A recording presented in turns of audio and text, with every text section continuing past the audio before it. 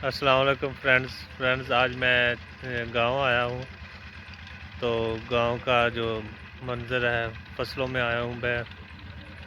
तो देख सकते हैं आप, माशाल्लाह हरी भरी फसलें, हरियाली हर तरफ, हरियाली हरियाली, सरसों के फूल निकले हुए हैं। बहुत मज़ा आ रहा है।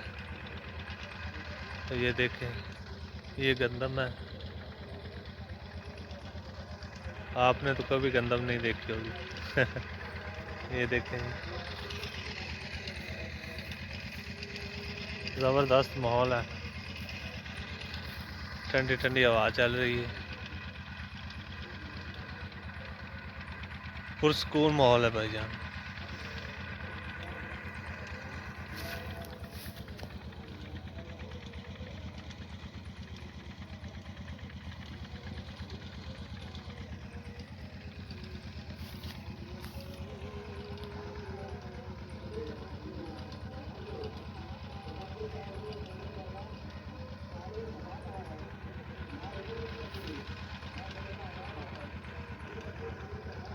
सूरज ग्रूब होने को है।